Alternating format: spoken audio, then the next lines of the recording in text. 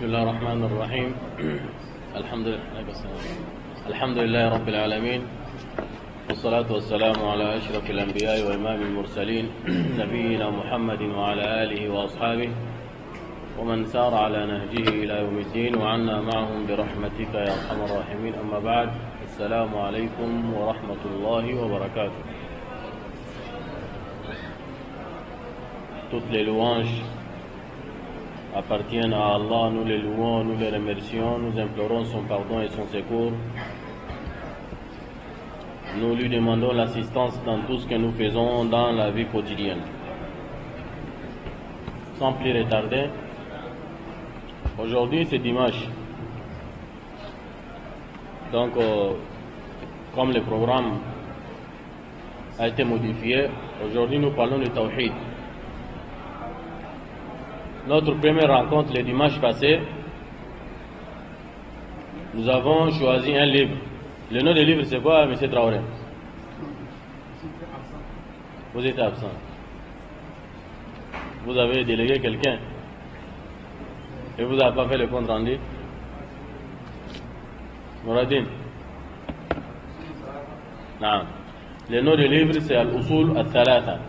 Tayyidin. Usul Al-Thalatha, ça veut dire quoi? Les trois fondements.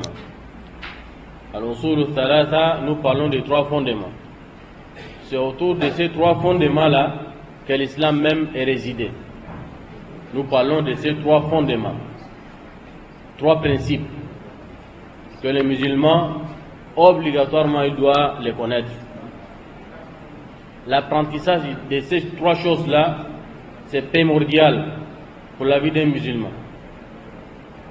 Avant d'adorer Allah ou avant de poser les actes comme d'adoration, il faut d'abord connaître. Comme Allah lui-même il a dit, fa'alam annahu la ilaha illallah wa astaghfir li dhanbik. Donc, la connaissance c'est avant l'acte. Avant de faire quoi que ce soit ou avant de dire quoi que ce soit, il faut d'abord connaître. Mais qu'est-ce que nous allons connaître? C'est ça que nous allons parler en ce qui concerne ces trois fondements. Nous avons dit le cheikh, c'est-à-dire celui qui a écrit le livre, il s'appelle comment? Pour donner cette information à M. Traoré, il s'appelle Muhammad ibn Abdul Wahhab. Muhammad ibn Abdul Wahhab. Il est saoudien. Il est mort il y a à peu près 2 siècles de cela. Donc, il a essayé de résumer ce que le musulman a besoin dans sa vie, comment pour pratiquer l'islam. Et c'est comme ça qu'il a intitulé le livre, le nom du livre c'est Al-Usul Al-Thalatha. Après lui, maintenant les savants contemporains, chacun il fait ses efforts pour donner l'éclaircissement de ce, parce que lui il a dit quelques mots seulement, quelques phrases. Mais ces mots, ces phrases sont chiffrées. Ça demande à les décortiquer, à les expliquer, pour que nous allons rentrer en position de tous ces enseignements-là qui sont bénéfiques pour nous. Nous avons choisi le commentaire de Muhammad ibn Salih al-Uthaymin, qui a commenté ce livre-là. Sinon, il y a beaucoup d'autres aussi qui ont commenté. Nous avons dit, nous n'allons pas suffire seulement par les explications de ces cheikhs-là. On peut sortir de ces cadres-là pour aller chercher les mots qui sont corrects face à telle ou telle situation. Le cheikh, il avait commencé son livre en disant « I'lam rahimakallah ». Ça, nous avons déjà expliqué ça. Il a dit « I'lam ». Nous avons expliqué le mot « I'lam ». Il nous demande de connaître. Il dit « I'lam ». Il nous demande de connaître. Cette connaissance que lui nous demande là, nous l'avons expliqué en 6 rubriques. La connaissance dont lui nous demande ici, nous avons dit la procession de cette connaissance-là, nous l'avons expliqué en 6 rubriques. Qui peut se rappeler? Non. Papa ici. يعني بالمعنى الواحد مراتب العلم. مراتب العلم أو مراتب الإدراك. Lorsque la personne va chercher à aller apprendre, il a une faculté qui lui permet d'aller, de concevoir, d'absorber la connaissance. Jusqu'à ce que la personne va déclarer que lui, il connaît déjà. Maintenant, pour aller jusqu'à dire que tu connais, donc il y a six façons, il y a 6 maratib. Il y a 6 étapes pour Abdelaziz va nous dire que moi je connais. Il y a 6 étapes. Dans 6 étapes là, on va voir, il se positionne où. Est-ce que réellement il connaît? Ou bien ce sont seulement des illusions, de confusion que lui, il a l'impression que lui, il connaît. Et ça on appelle maratibu al-idrak. Nous avons expliqué ces maratib là, qui peut nous rappeler Tajuddin. Allah qu'on n'est pas là. Bismillah. Al-Martaba al-Oula. Regarde pendant le livre. Non.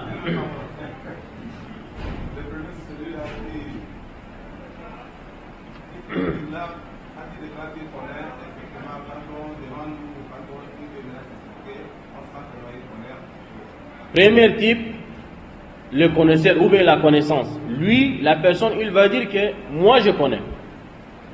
Al-ilm.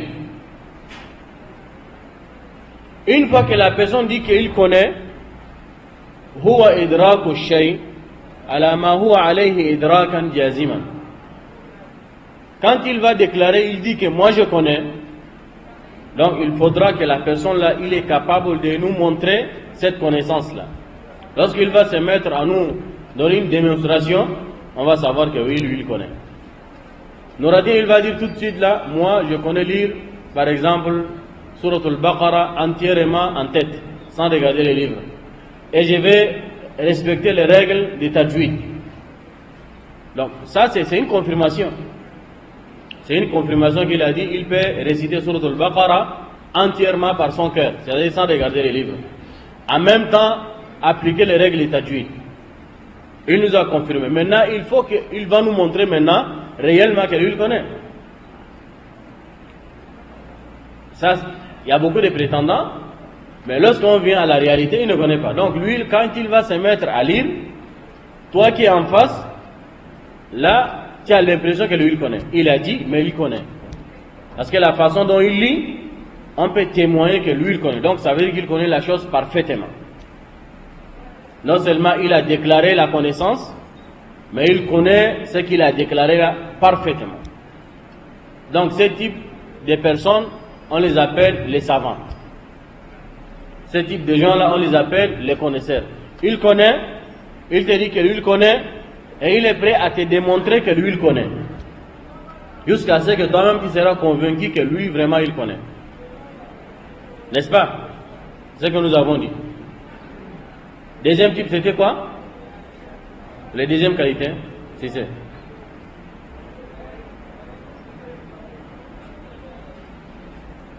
Deuxième qualité, Mokhtar. Aboubacar n'est pas là, prends sa place. Non.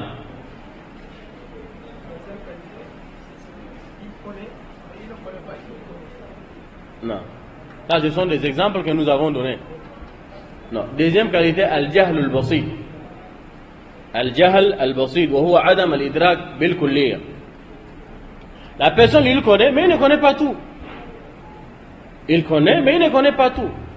Et donc, ça ne peut pas infecter sa connaissance. Il connaît, mais il ne peut pas connaître tout. Il connaît un peu lorsqu'il va commencer à parler, on dit oui, alhamdoulilah, oui, quand même, lui, il connaît. Mais certains points lui échappent. Et ça, c'est le cas de la majorité. Al-jahl al-basid. Wa adam al-idrak bil-kulliya. C'est-à-dire, la personne n'a pas englobé toute la science. Mais, quand on lui voit, on sait que lui, il connaît.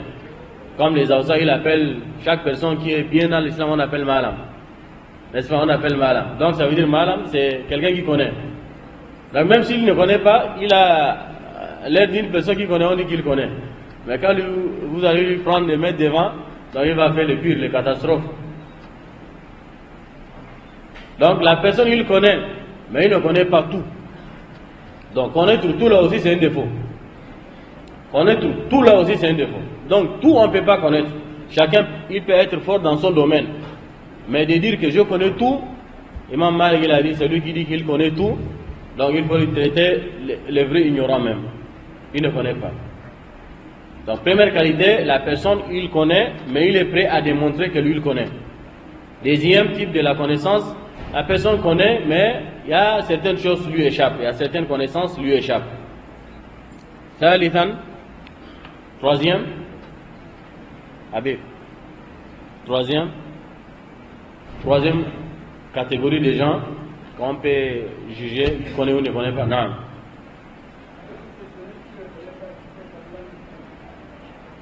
Al-Jahl al-Murakkab. Donc, le troisième, la personne, c'est un ignorant pire. Il ne connaît absolument rien du tout. Mais forcément, il connaît quelque chose. La chose qu'il connaît là, c'est le contraire de la connaissance. Donc, ça veut dire, lui ne connaît pas, mais il ne reconnaît pas que lui ne connaît pas. Il ne reconnaît pas. Il a l'impression que lui, il connaît. Mais maintenant, à la fin, on ne peut pas lui convaincre. Tout simplement, il connaît quoi? Il connaît seulement l'ignorance. C'est-à-dire, il y a la face vérité et il y a ce qui n'est pas vérité. Donc, si lui ne connaît pas la vérité, la réelle connaissance, lui ne connaît pas, donc ça veut dire qu'il connaît le contraire. Et le contraire, c'est quoi? C'est l'ignorance, c'est la pure ignorance. Soit tu connais un peu, ou soit tu ne connais absolument rien du tout. Quatrième, al-wahm. وهو إدراك الشيء مع احتمال ضد الراجح. Al-wahm, ce sont des illusions. C'est des illusions. La personne, il est averti, il est là, souvent il est là avec les gens qu'il connaît, ils marchent ensemble. Il a quand même reçu quelques informations qui sont correctes. Mais il n'est pas habilité à démontrer ce que lui il connaît là. Si on lui dit maintenant, transmets ce que tu connais, il ne peut pas.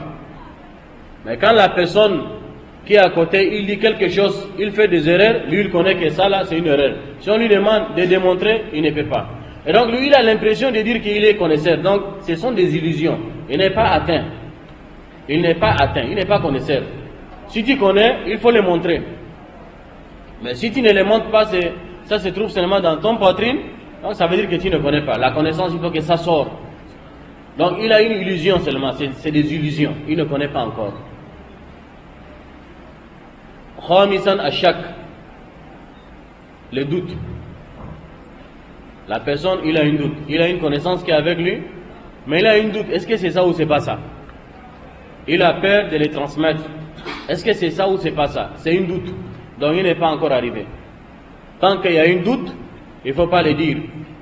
Lorsque vous allez dire, il faut être sûr. Parce que quand vous doutez, une personne, facilement, il peut vous embrouiller. Vous dites quelque chose, et si on vient vous coincer, mais pourquoi vous dites ça? Vous ne pouvez pas vous argumenter. Donc ça veut dire que ce que vous avez embellissé, vous avez avancé, vous avez des doutes. Ce n'est pas encore stable. Sadisan al-dhann. Il imagine seulement. C'est des imaginations. Il imagine. C'est même pas vrai. Souvent, il imagine. Si ça tombe, oui. Si ça ne tombe pas aussi, c'est bon. Et là, il risque d'amener les gens vers l'erreur.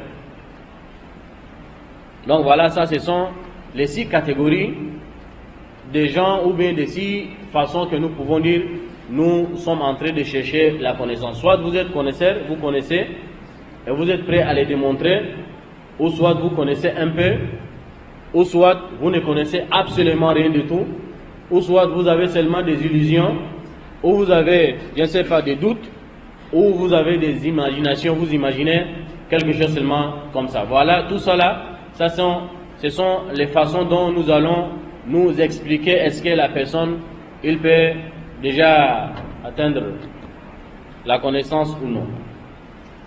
Ça, tout simplement, nous avons pris la parole de Cheikh, il a dit i'lam. Il a dit il faut connaître. Et donc, le mot i'lam là, c'est ça que nous sommes en train d'expliquer ça. Notre leçon d'aujourd'hui,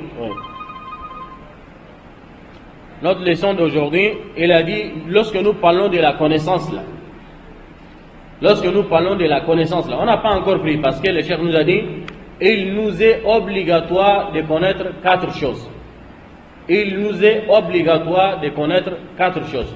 On n'a pas encore commencé de parler sur ces 4 choses que lui là, il nous a demandé de les connaître. Tout simplement, nous avons pris sa parole en disant I'lam, il nous a demandé de connaître là. C'est cette connaissance-là qu'on est en train de parler. Cette connaissance-là, elle est divisée en deux parties. وَالْعِلْمُ يَنْقَسِمُ إِلَى قِسْمَيْنِ ضَرُورِيٌّ وَنَظَرِيٌّ. Donc la connaissance généralement est divisée en deux parties. ضَرُورِي وَنَظَرِي. Une connaissance nécessaire. Et ça ne nécessite pas aussi de fournir les efforts pour dire aux gens que tu connais. Et ça là, tout le monde est dedans. Tout le monde connaît. Ilmun daruri. C'est une connaissance nécessaire. Même un enfant, il doit connaître ça. Wa ilmun nadari. Et un autre type de connaissance, ça là maintenant c'est réservé. Lorsque vous allez dire que je connais ça, il faut le démontrer avec des preuves. Ça veut dire, le ilmun daruri, la connaissance nécessaire, c'est-à-dire on n'a pas besoin d'aller à l'école pour connaître que le feu là ça brûle. Le feu, ça brûle. Lorsqu'on voit le feu, donc automatiquement on sait que le feu là ça brûle. C'est une connaissance, on sait que le feu ça brûle. Mais est-ce qu'on a besoin d'aller à l'école pour connaître que le feu là ça brûle? Ça c'est une connaissance nécessaire, tout le monde doit connaître. Quand on prend un couteau, on force sur le corps, on sait que ça blesse. Et donc on sait que ça ce sont des dangers. La connaissance de ces dangers-là, c'est nécessaire. Ce n'est pas une connaissance qu'on peut fournir beaucoup d'efforts pour comprendre. C'est une connaissance nécessaire. Mais on appelle ça connaissance. Et donc si par exemple l'enfant est en train de jouer avec le feu, tu lui dis, ben, tu ne sais pas que le feu là ça brûle. Donc tu lui demandes, tu ne sais pas que le feu là ça brûle. Et il sait forcément que le feu là, même s'il est encore gamin, et il sait que le feu là ça brûle. Et s'il est encore bébé, donc une fois qu'il a touché, tant qu'il ne sait pas, il a touché, le feu l'a brûlé, demain il ne va pas toucher encore. Parce qu'il a déjà acquis la connaissance qui lui permet de dire que le feu là ça brûle. C'est une connaissance, mais elle est nécessaire à tout le monde. Deuxième face, c'est al-ilm al-nadari. والنظري هو ما يحتاج إلى نظر واستدلال كالعلم بوجوب نية الوضوء. Le deuxième type de connaissance, c'est une connaissance, mais qui demande que nous allons nous approfondir là-dedans. Lorsque la personne, il se met debout, il nous dit, fais les ablutions, c'est une obligation. Donc en ce moment, nous allons lui demander pourquoi c'est obligatoire de faire les ablutions. Il faudra qu'il va avoir cette capacité-là de nous démontrer, oui, faire les ablutions, c'est obligatoire. Donc c'est une connaissance. Aller faire les ablutions, c'est une connaissance. Mais si tu n'as pas appris comment tu vas aller faire les ablutions, tu ne peux pas. Et si tu as appris maintenant comment on fait les ablutions, c'est sur les mouvements, on lave ici, on lave ici. Une personne, il va venir te dire que non, laver maintenant ces membres-là, c'est obligatoire. Parce qu'il t'a employé le mot obligatoire. Quand il va te dire obligatoire, il faudra que la personne va avoir une capacité de les démontrer que c'est une obligation. Donc ça, c'est Nazari. Et ça, là, il faut aller à l'école maintenant. Ça, là, il faut l'apprendre. Lorsque tu vas dire à une personne, ce que tu es en train de faire là, c'est pas bon. Donc lui, il est prêt à te dire pourquoi c'est pas bon. Donc lorsqu'il va te donner cette interrogation en disant pourquoi c'est pas bon, il va avoir cette capacité-là de lui démontrer que c'est pas bon. Mais de dire seulement c'est pas bon et t'arrêter comme ça, il ne sera pas convaincu. Et donc c'est cette connaissance-là que nous cherchons pour nous donner cette capacité-là de démontrer ce que nous sommes en train de dire. Ça on appelle ça al-ilm al-nadari. Et là il faut regarder maintenant nadari, ça veut dire ça accompagne avec les preuves. Nadari, ça veut dire on regarde les textes. Les textes sont là, qu'ils soient les textes coraniques ou les textes prophétiques, on les regarde.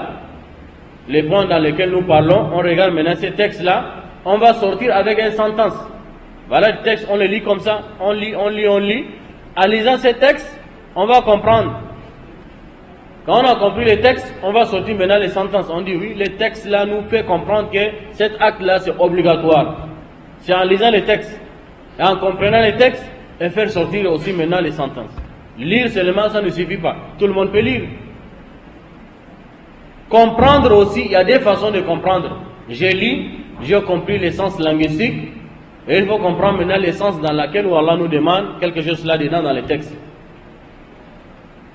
Parce que lorsque, quand je vais lire les versets, par exemple, Ya ayyuhalladhina amanu, idha nudiya lis-salati min yawmil jum'ati, fas'aw ila dhikrillahi wa dharul bay'. oh vous qui avez cru, lorsqu'on appelle l'appel de vendredi, précipitez-vous, allez à la mosquée écouter les dhikr, arrêtez de vendre, arrêtez de vendre, c'est-à-dire de traiter les transactions commerciales. Voilà, la personne il a lu et il a expliqué. Allah tout simplement il a dit, oh vous qui avez cru, lorsqu'on appelle l'appel de vendredi, précipitez-vous d'aller à la mosquée écouter les dhikr, arrêtez de vendre. Voilà, on a lu, on a expliqué, on a compris. Ou on n'a pas compris. Il y a certaines connaissances qui sont cachées dedans. Lorsque maintenant, Nouradin il dit à Tajuddin, attention, le vendredi, quand l'imam est déjà sur le membre, ferme ta boutique. Tajuddin dit, pourquoi je ferme ma boutique? Parce que j'ai beaucoup de clients. Nouradin va lui dire, mais vendre c'est haram. En cette heure précise, vendre c'est haram. Il va dire, haram, là tu as trouvé ça où? Il va lui demander, haram, là tu as trouvé ça où? Est-ce que tu viens seulement me dire comme ça, haram? Nouradin va lui dire, mais tu ne vois pas, Allah a dit, fas'aw ila dhikrillahi wa dharul bay'. Il a dit, tu ne vois pas qu'Allah a dit, arrêtez de vendre. Il a dit, mais il a dit tout simplement, arrêtez de vendre, mais moi je vais vendre. Il va dire, non, attention, ici, c'est un ordre. C'est l'impératif. Il va lui dire que non, c'est l'impératif. Arrêtez de vendre. Donc, arrêtez de vendre, c'est un ordre. Et il va lui dire, cet ordre-là est face à l'exécution. Si tu ne te soumets pas à la volonté d'Allah, c'est un péché. Et donc là, il a une capacité maintenant d'expliquer quelque chose qui ne se retrouve pas dans cette verset-là. Lorsqu'on lit les versets là en haut, on l'a compris. Donc, la compréhension, c'est deux choses différentes. Lui, il a compris l'essence seulement. L'autre, il a compris maintenant qu'est-ce que les versets nous demandent même.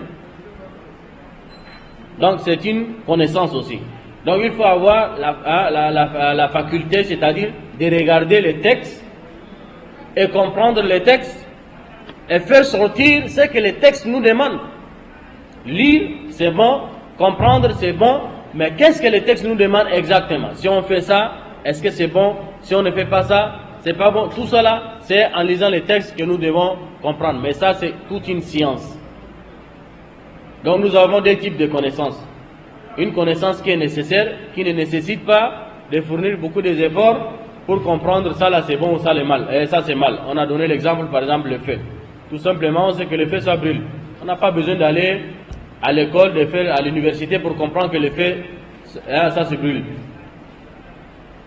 Deuxième type de connaissance, là, al-ilm al-nadari. Il faut jeter maintenant un coup de regard dans les textes pour pouvoir sortir avec des résultats que les textes nous demandent d'éloigner telle chose ou d'arrêter telle chose ou de faire telle chose. Allah le Très-Haut, par exemple, il nous a demandé tout simplement dans son noble livre de prier.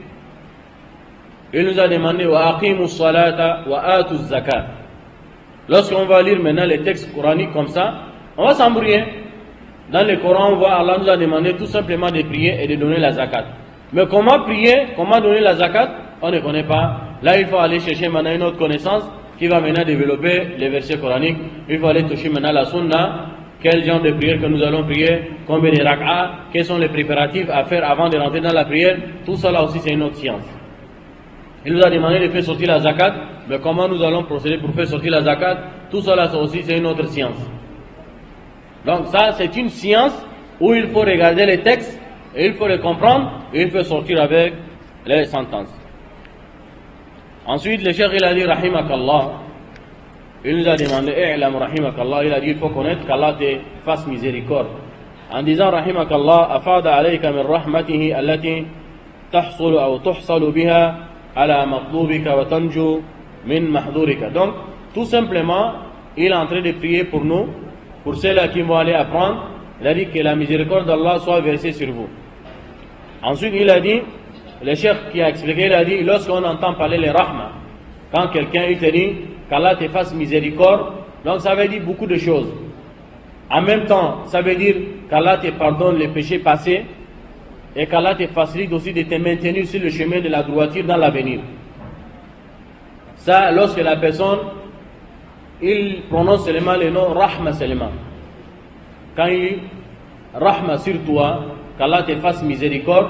Donc ça veut dire que c'est une prière, il a adressé une prière en ta faveur. Qu'Allah pardonne tes péchés passés et il te facilite aussi de te maintenir et il te souhaite de bonnes choses. Mais s'il a dit, il a mis les deux ensemble, Rahma et le Maghfira, s'il a dit qu'Allah te fasse miséricorde et qu'il te pardonne, donc ça veut dire qu'il te pardonne les péchés passés et il te fasse aussi miséricorde dans l'avenir.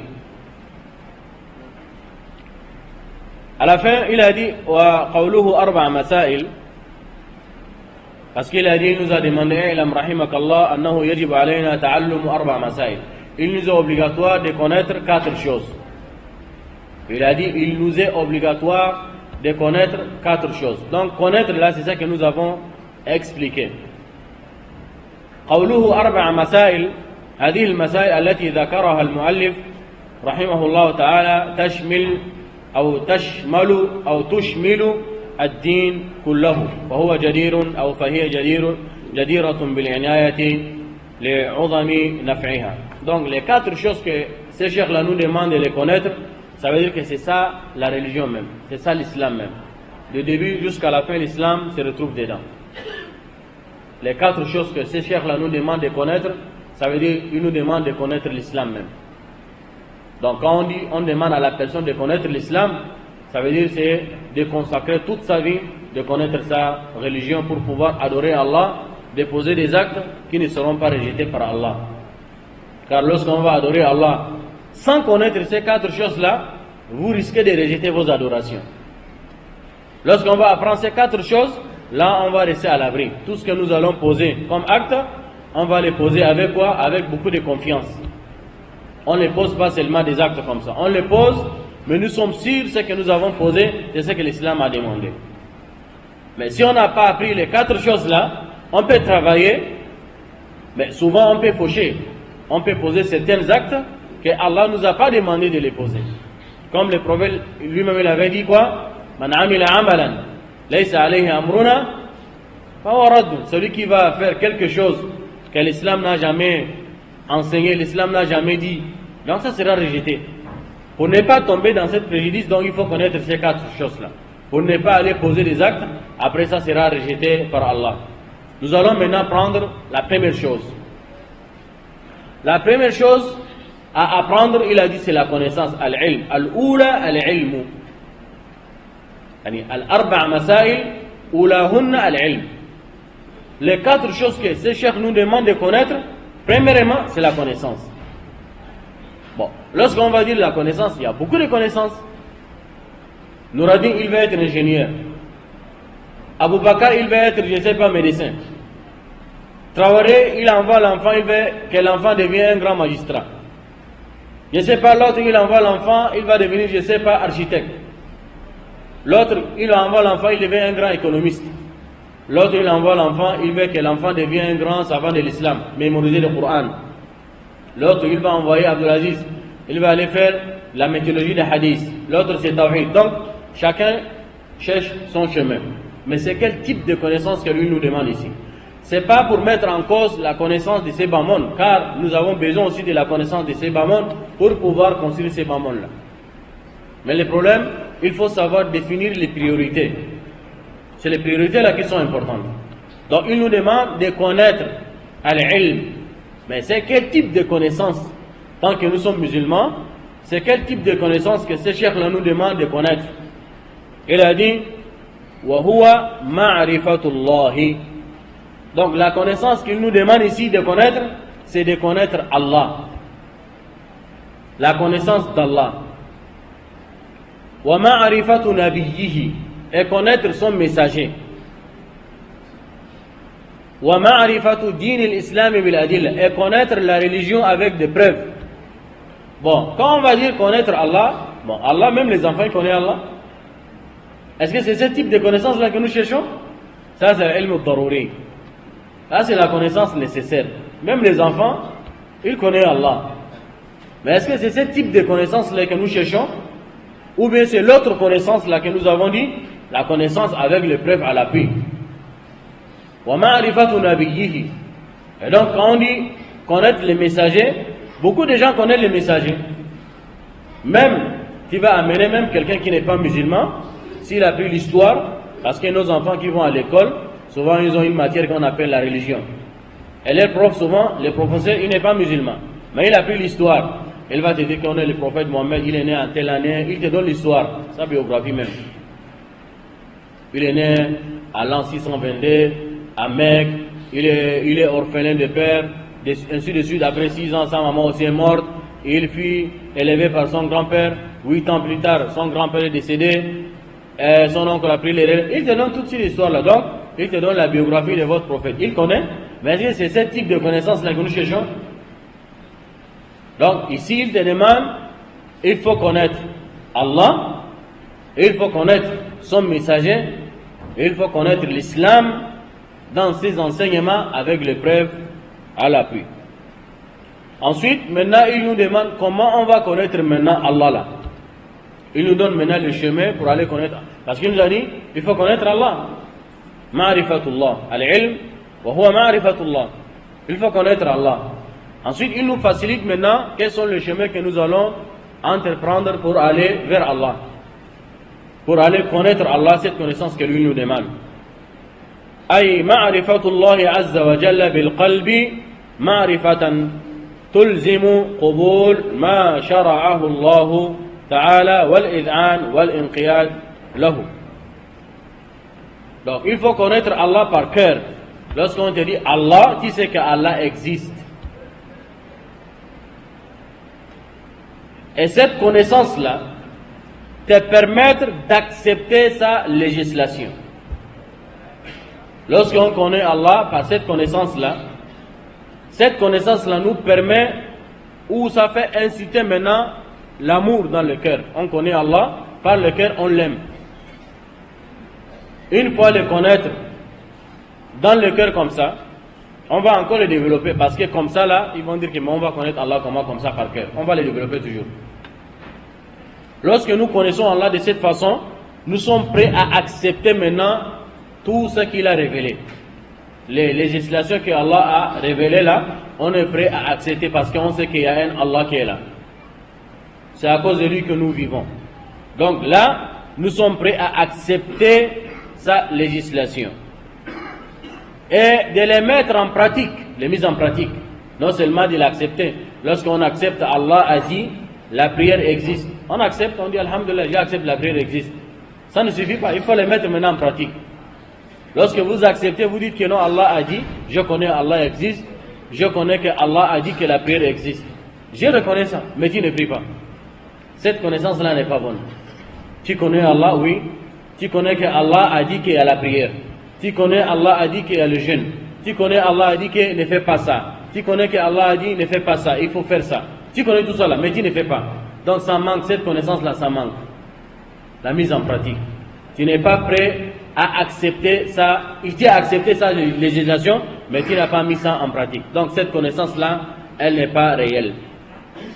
وتحكيم شريعته التي جاء بها رسوله محمد صلى الله عليه وسلم ويتعرف العبد على ربه بالنظر في الآيات الشرعية في كتابه عز وجل وسنة رسوله صلى الله عليه وسلم.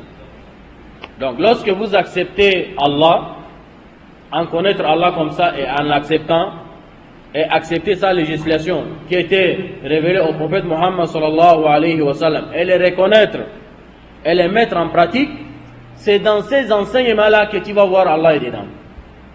C'est dans ces enseignements-là, les versets ou les hadiths des prophètes sallallahu alayhi wa sallam qui sont là, c'est dans ça là qu'on va reconnaître Allah. On va connaître Allah dans ses signes. Dans ces signes, parce que dans ces versets, il y a les signes, comme il a dit, وَالنَّظَرْ في الآيات الكونية التي هي المخلوقات فإن الإنسان كلما نظر في تلك الآيات ازداد علما بخالقه ومعبوده حتى قال وفي الأرض آيات للموقنين. Lorsque vous voyez maintenant ces textes, à travers ces textes, nous voyons l'existence d'Allah existe dans ces textes. Car ces textes, ce sont des textes qu'Allah a révélés et il a défié même l'humanité. Personne ne peut venir avec ce genre de textes. Donc, à travers ces textes, nous voyons que Allah existe à travers ces textes. Et lorsque nous voyons autour de nous, dans l'univers, aussi nous voyons des signes palpables qui nous montrent que Allah existe. Quand on voit en nous-mêmes, il y a des signes qui nous montrent que Allah existe. Il y a un dominateur qui est plus fort. Quand vous allez voir seulement l'œil, et vous allez voir comment le fonctionnement de l'œil, vous allez voir qu'il y a un dominateur suprême derrière ça. Quand vous allez voir l'oreille, tout ça là est autour de nous. On va voir le ciel et la terre, les animaux, ainsi de suite. Dans l'univers, dans tout ce que nous voyons autour de nous, ça prouve et ça montre qu'il y a un dominateur, il y a un créateur suprême qui est là. Ça, c'est la connaissance d'Allah. Et c'est comme ça qu'Allah a dit وَفِي الْأَرْضِ آيَاتٌ لِلْمُوقِنِينَ. Dans la terre, il y a des signes palpables pour ceux-là qui cherchent à comprendre réellement l'existence d'Allah. Quand on voit autour de nous, personne ne peut prétendre qu'il a créé le ciel et la terre. Et même les mulhidines ou bien les purs associateurs, quand ils sont coincés dans un endroit où il faut chercher un échappatoire, ils reviendront automatiquement vers Allah. Parce qu'Allah lui-même il a dit وَإِذَا رَكِبُوا فِي الْفُلْكِ دَعَوُوا اللَّهَ مُخْلِصِينَ لَهُ الدِّينَ وَلَئِنْ سَأَلْتَهُمْ.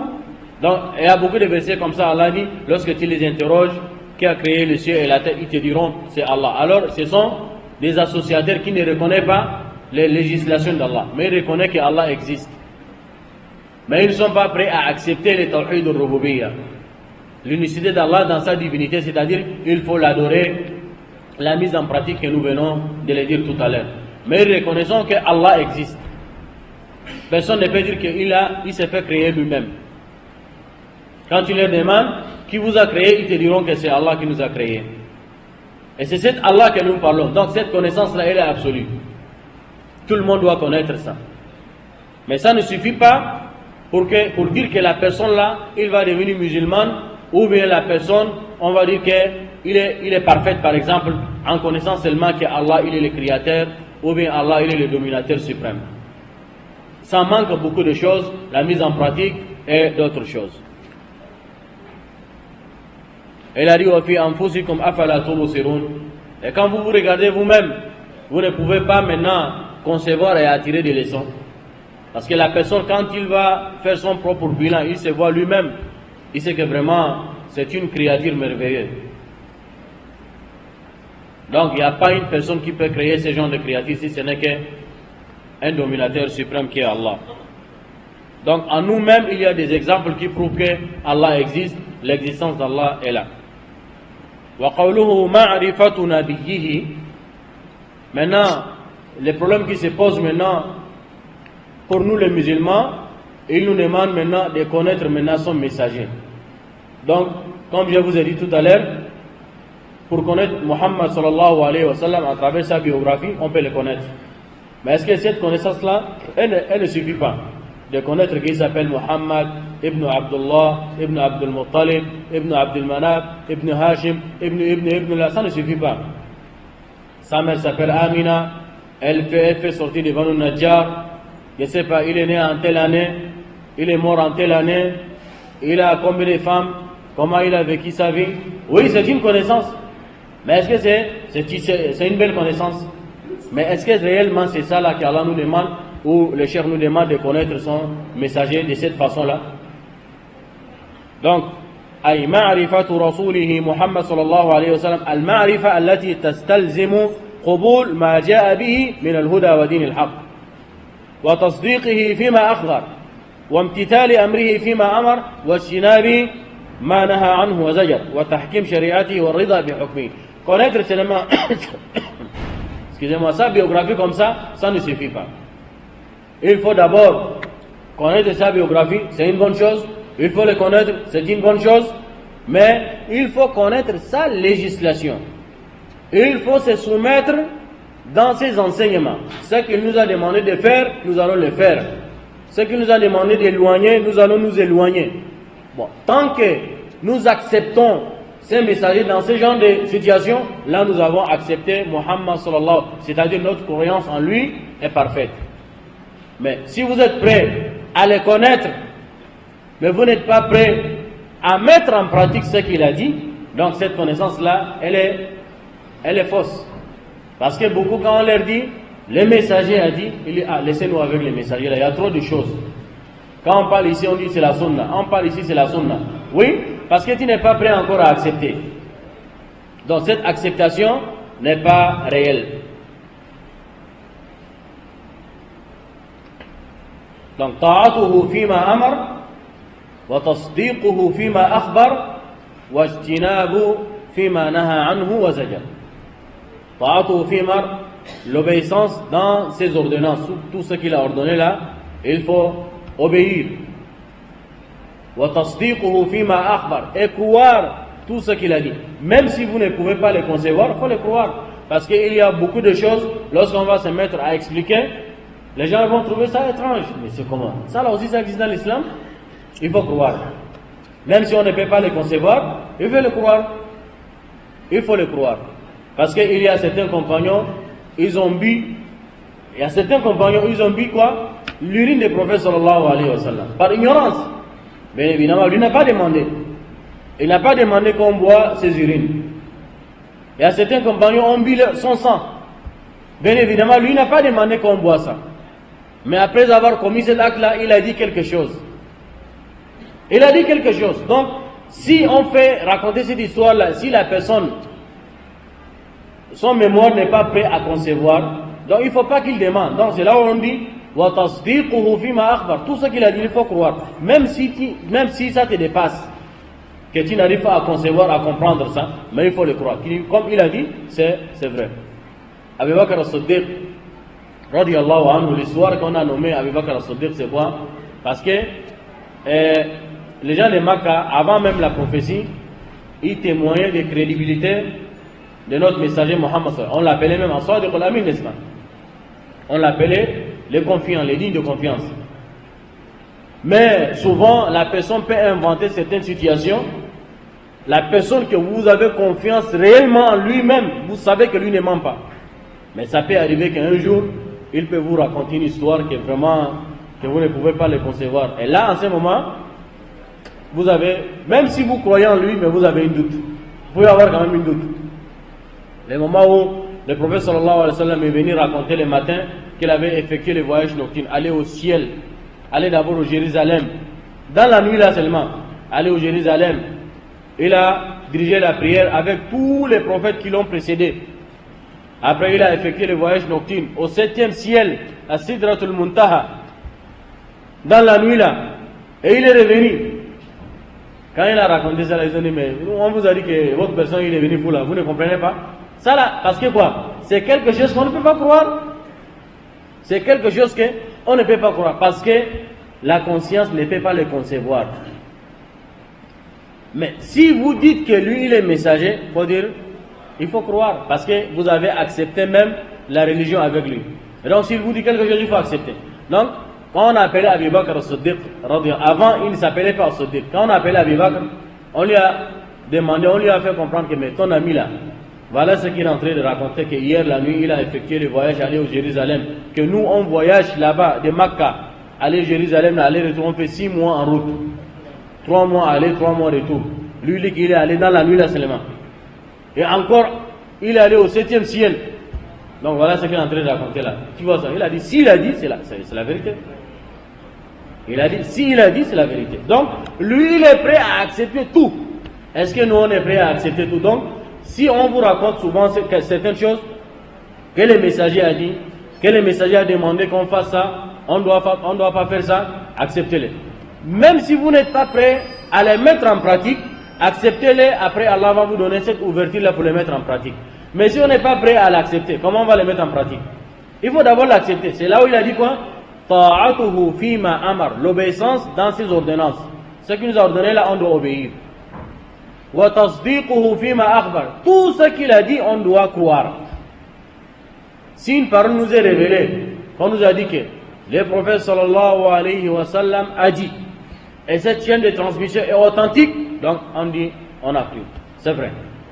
Même si on n'a pas prêt à la mettre en pratique.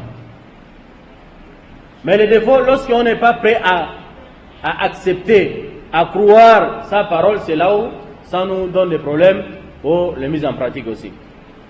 Washinabu fi ma naha anhu wa zajar, et éloignez-vous